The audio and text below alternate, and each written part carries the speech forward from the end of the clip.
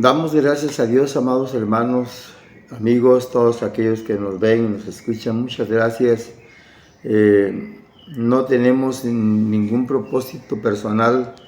Nuestro propósito es llevar la palabra del Señor, sobre todo a la membresía de la Iglesia Cristo el Divino Redentor y a aquellas personas que tengan a bien vernos y escucharnos. Hoy quiero hablar un tema muy importante acerca de las Sagradas Escrituras en cuanto a nuestra norma de fe y conducta.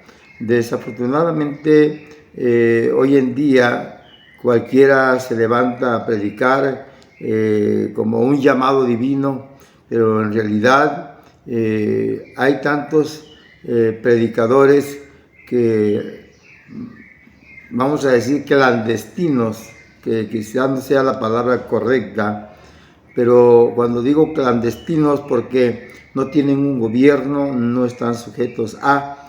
Sin embargo, el Señor Jesucristo siempre estuvo sujeto al Padre, siempre estuvo sujeto a la palabra y nunca se salió con respecto al Antiguo Testamento. Juan el Bautista siempre proclamó como un pregonero de la llegada del Mesías, de Jesucristo, para traer las buenas nuevas, que es el Evangelio. Y todo tiene un principio. No vamos a hablar del canon de la Biblia el día de hoy, puesto que eso tiene una historia muy adentrada, muy profunda, y solamente quiero hablar acerca de que nosotros, la Iglesia del Concilio Nacional de las Asambleas de Dios, en el caso nuestro como la Iglesia Cristo, el Divino Redentor, estamos sujetos a esa norma de fe. Por lo tanto, quiero establecer lo siguiente en cuanto a lo que dice en 2 de Timoteo, en el capítulo 3, versículo 16 de 2 de Timoteo, un pasaje que muchos ya conocemos y que sabemos de antemano lo que las Sagradas Escrituras nos marca, nos conlleva a la sana doctrina.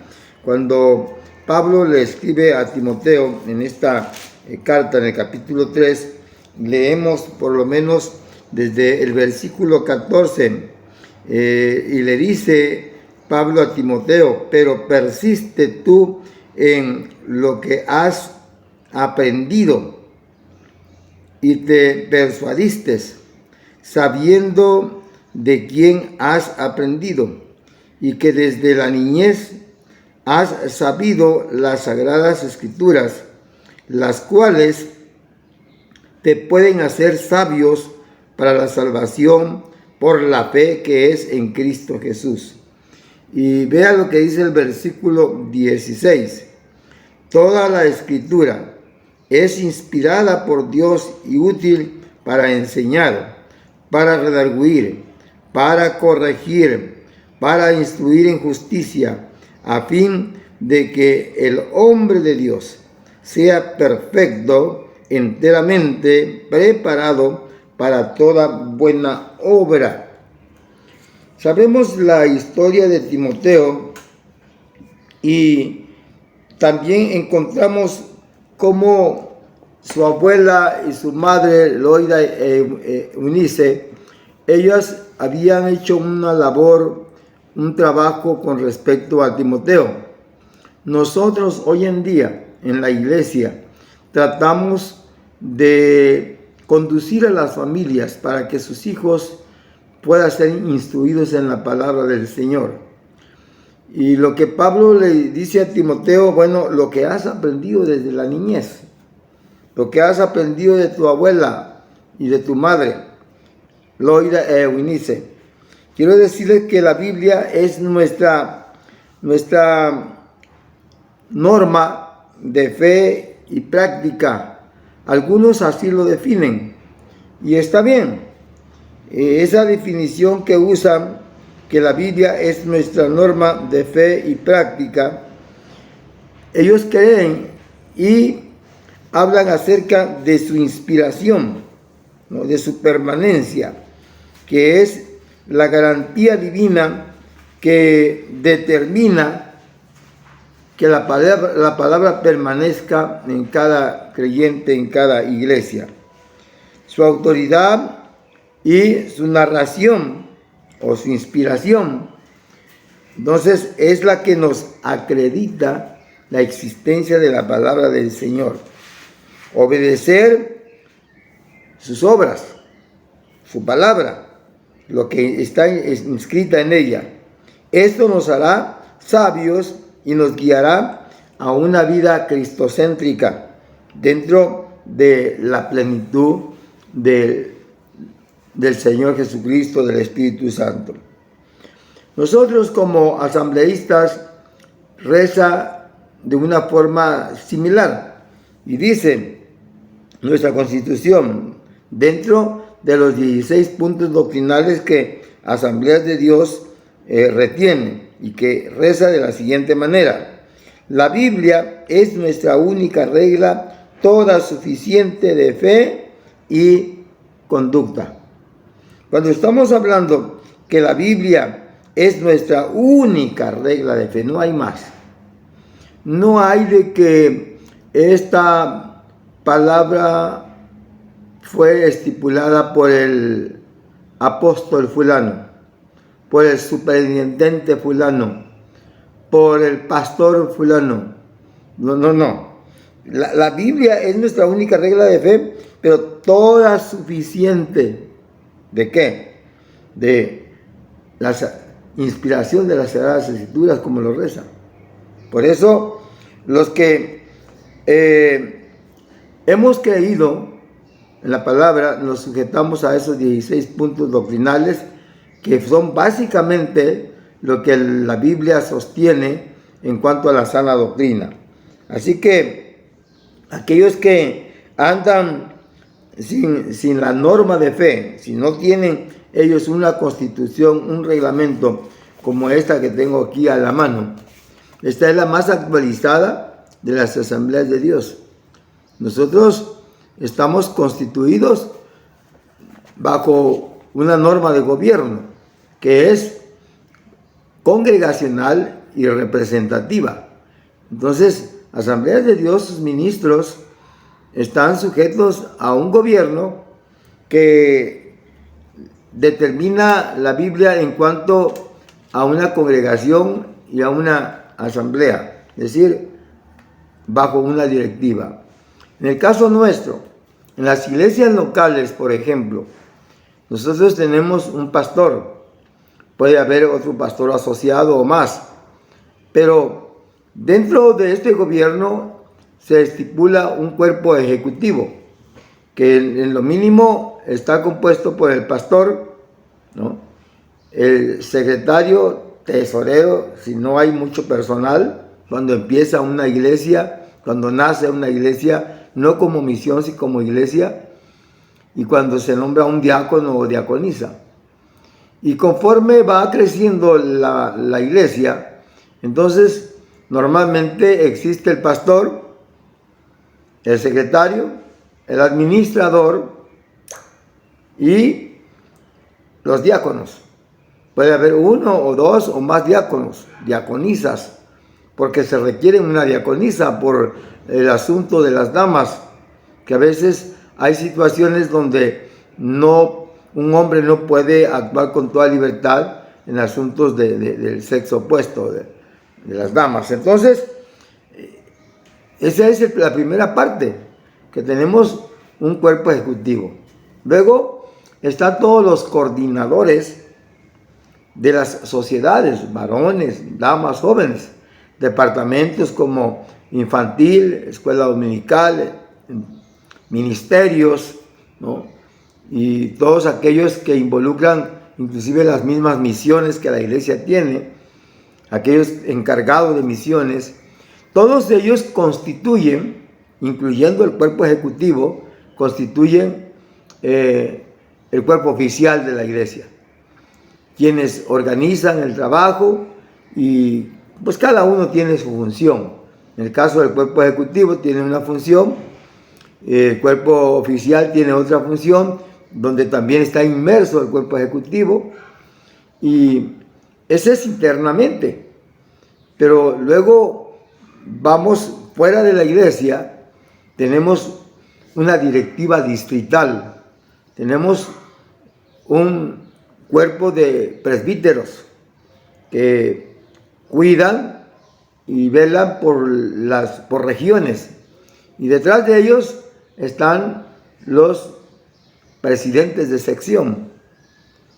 Entonces no voy a explicar toda esa organización que nosotros tenemos, pero más arriba tenemos los nacionales, que son los adjuntos, los superintendentes adjuntos. En la República Mexicana lo tenemos dividido en 3 secciones, norte, centro y sur. Pero también tenemos una directiva nacional, ¿no? Y esa directiva nacional está compuesto por un superintendente general, y tenemos un secretario y un administrador, dentro de los cuales también están inmersos los superintendentes adjuntos. Y arriba de ello está el Presbiterio Nacional. El Presbiterio Nacional están todos los que ya mencioné, y todos los presbíteros y algunos otros miembros de los departamentos y sociedades a nivel nacional. Pero más arriba de eso están lo que es el concilio. Nosotros tenemos el concilio, y el concilio lo constituyen todos los ministros ordenados, pastores y ministros de toda lo que es la República Mexicana, que son cerca de 10,000 ministros. Entonces, cuando nosotros celebramos un concilio, nos reunimos no menos de 4,000 pastores. Y es ahí, y no voy a explicar toda la función de cada uno de ellos, donde nos reunimos como una asamblea. Entonces, esa asamblea es la voz máxima, ni siquiera es el superintendente ni los demás, sino la asamblea es la voz máxima que está regida bajo de normas legisladas, que es esta Constitución, ¿no?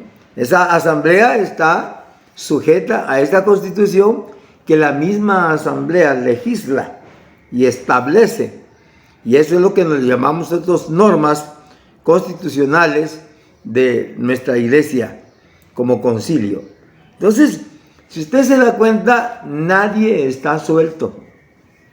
La misma asamblea conciliar está sujeta a una constitución legislada, lo que legisla la misma asamblea.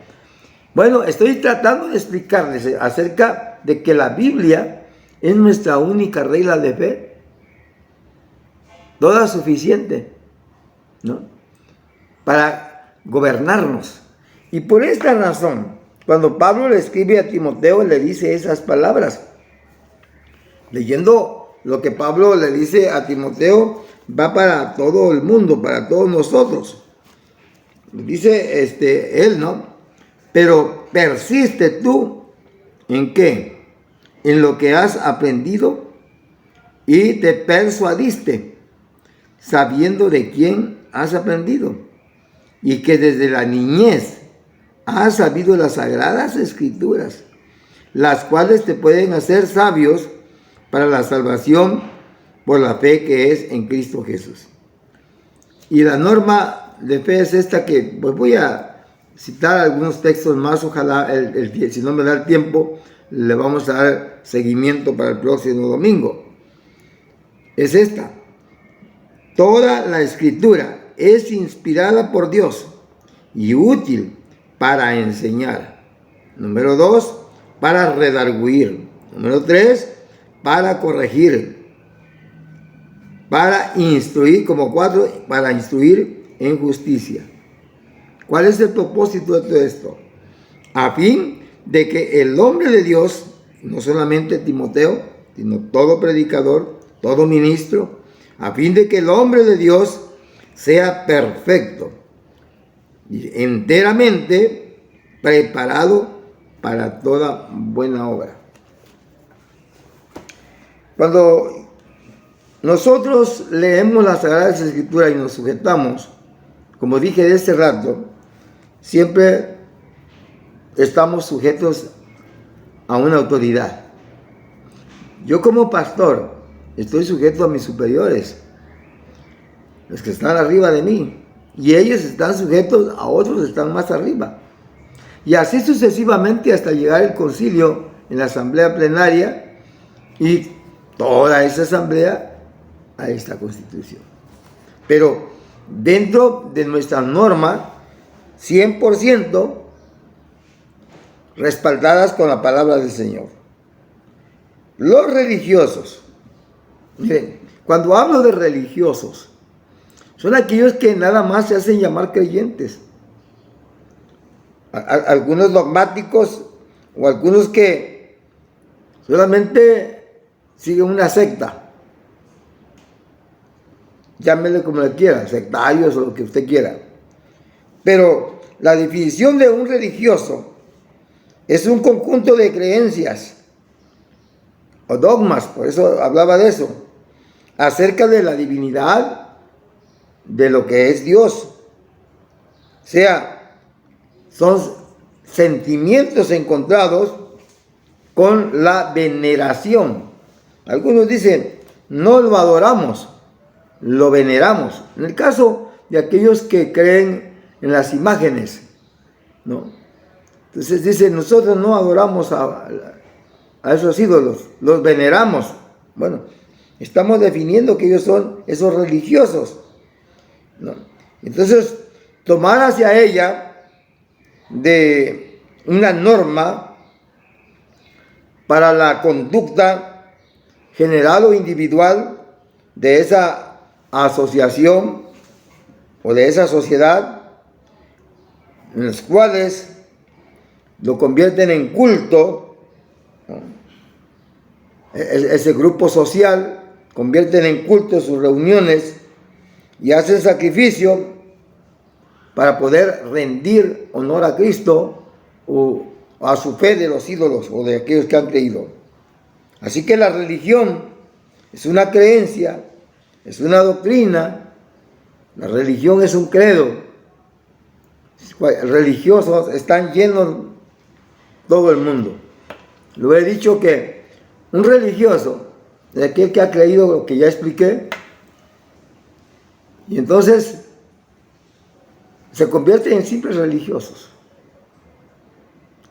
creyentes, que han creído ya lo que acabo de decir, y que pues de eso están llenos todo el mundo de creyentes. Aquellos que se hacen llamar ateos, antes de morir claman a Dios. No hay, en verdad no hay ateos. Su rebeldía, su capricho, no sé cómo llamarles, no quiero usar otras palabras que tengo en la mente, nos hace decir que son ateos. Pero no hay ningún hombre ateo. Perdón si no estoy aquí para discutir con los ateos, pero todos los seres humanos tenemos un cuerpo, un alma y un espíritu. Y aunque quieran debatir, mire, un ser humano, cuando es engendrado en el óvulo de la mujer, son dos células.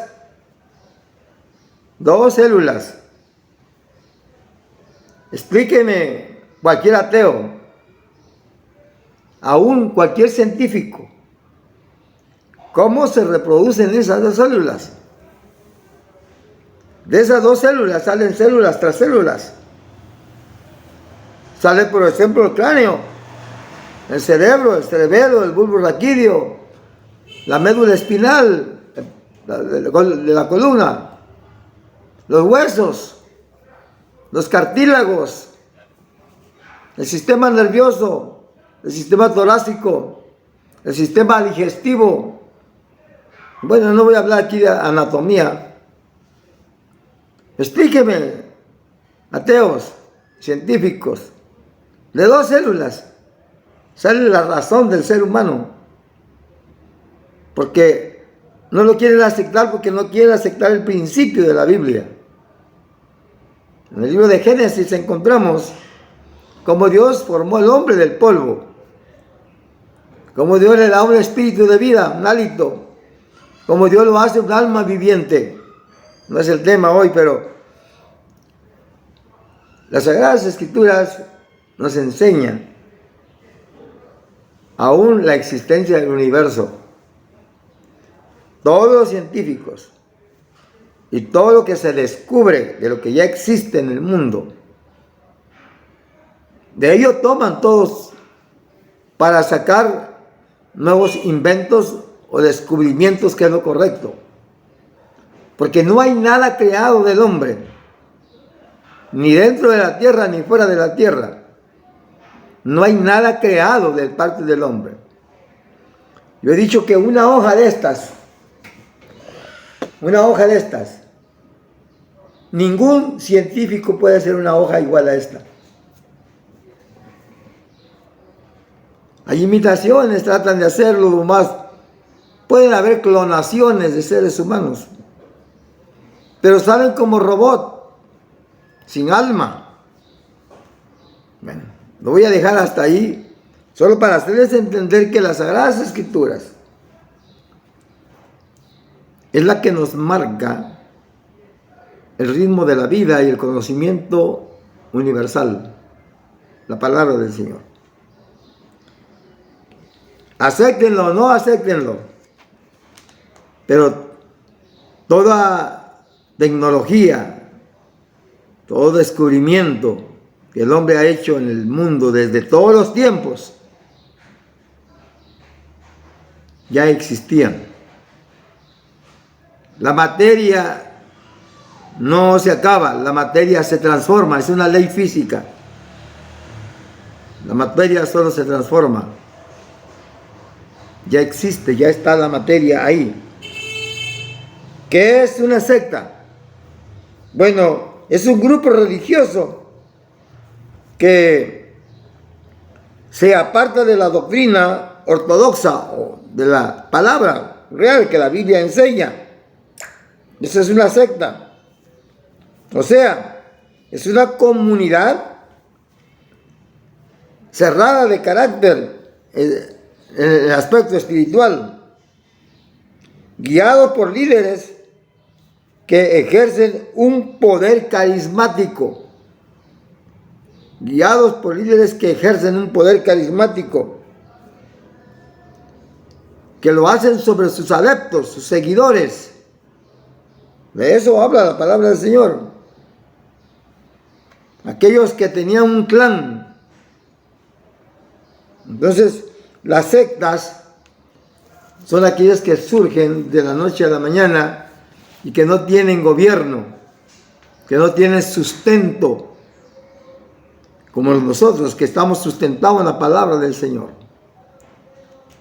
Entonces, religiosos, predicadores, pastores, ministros, etc., yo los invito a que se sujeten a un gobierno, que no anden sueltos levantando iglesitas de aquí para allá, de un lado para otro, cuando ustedes son infieles. No voy a hablar de la mayordomía y del carácter ministerial. La iglesia sin normas de fe no es iglesia.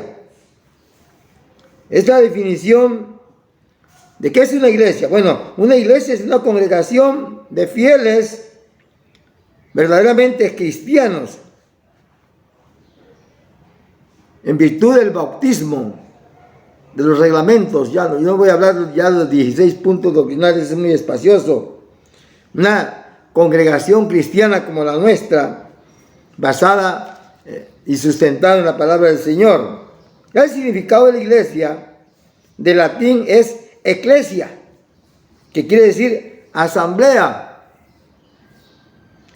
Y del griego es con doble K de kilo, válgase la expresión.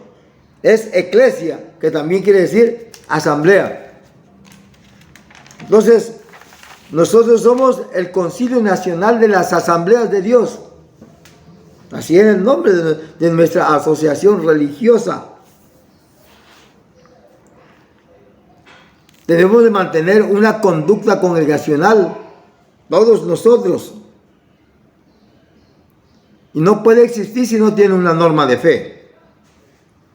Lo que hemos leído en el versículo 5, por ejemplo, de 2 de Timoteo 3, que ya leímos del 1 al 5, que quisiera darle lectura a esta porción. Dice: también debe de saber que esto es que en los postreros días vendrán tiempos peligrosos, porque habrán hombres amadores de sí mismos, ávaros, vanagloriosos, soberbios, blasfemos, desobedientes a los padres, ingratos, impíos, sin afecto natural, implacables, calumniadores, intemperantes, crueles, aborrecedores de lo bueno, traidores, impetuosos, infatuosos, amadores de los deleites más que de Dios. Y vea el 5. Que tendrán apariencia de piedad, pero negarán la eficacia de ella. A estos evita. Y no quiero leer más. El tiempo se me terminó. Lo que dice el versículo 5, que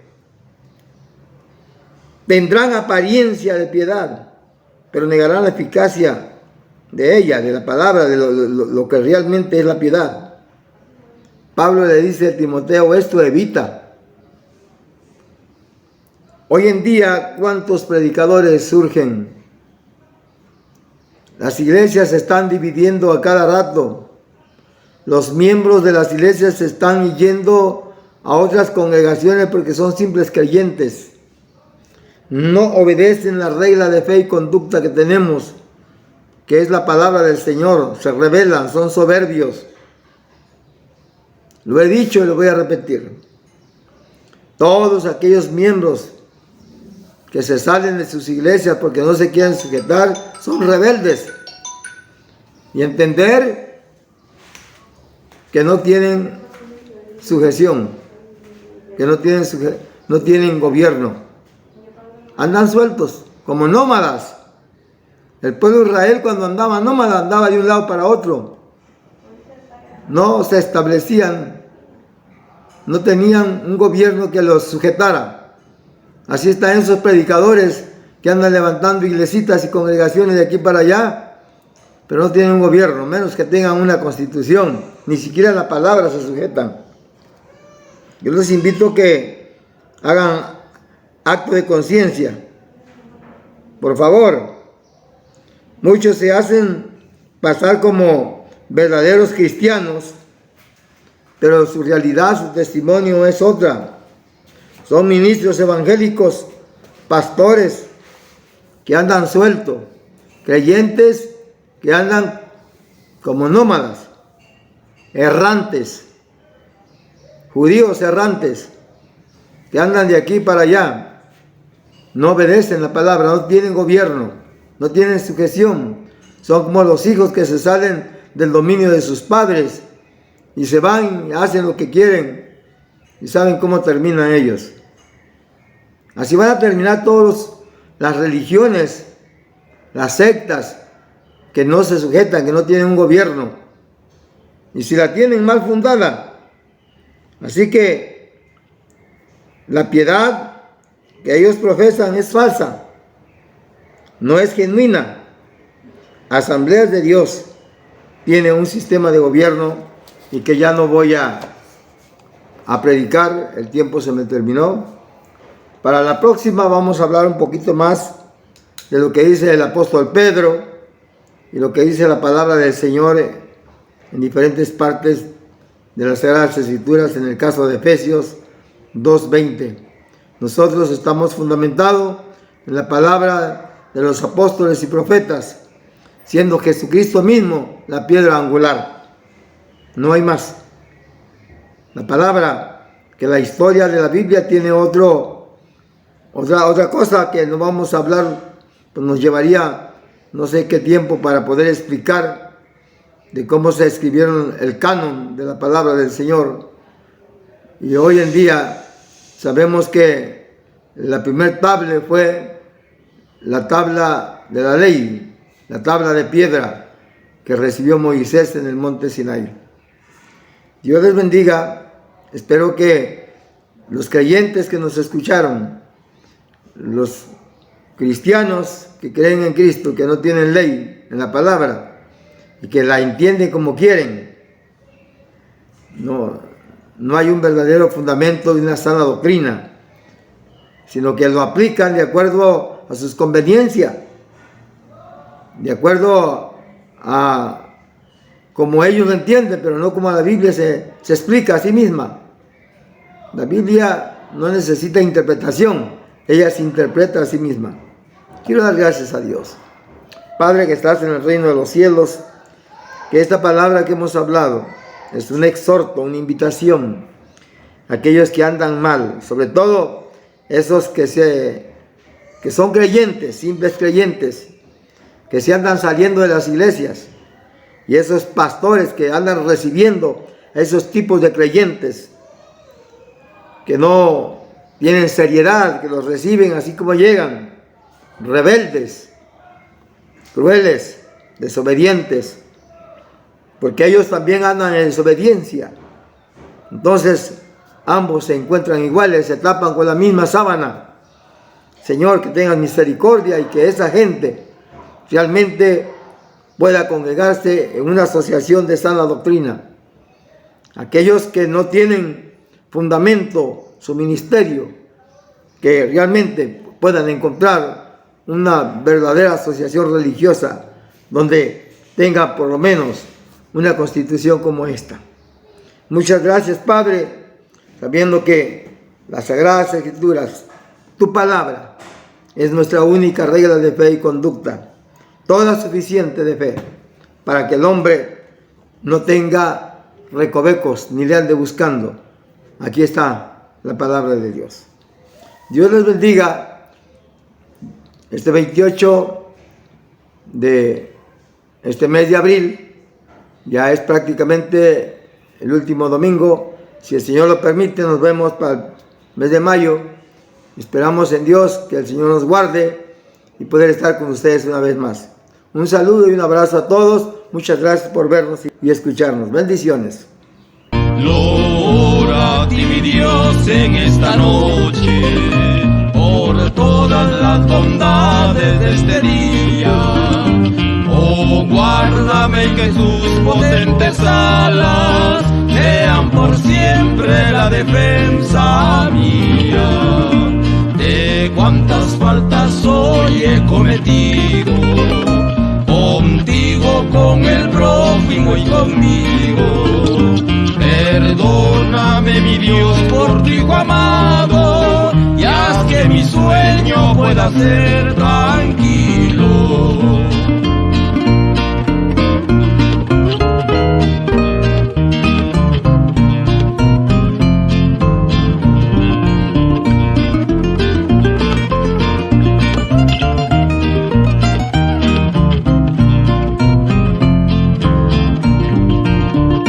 Enséñame a vivir, que no me espante la tumba más que el lecho del reposo.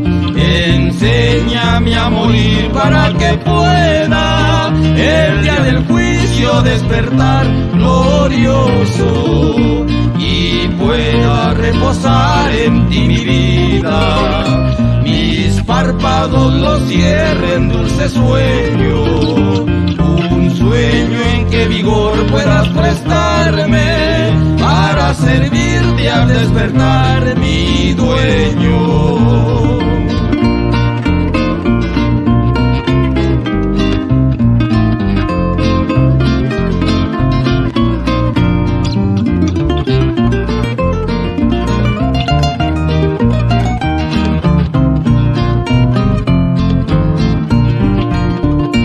Enséñame a vivir, que no me espante la tumba más que el lecho del reposo. Enséñame a morir para que pueda el día del juicio despertar glorioso y pueda reposar en ti mi vida. Mis párpados los cierren dulce sueño, un sueño en que vigor pueda servirte al despertar.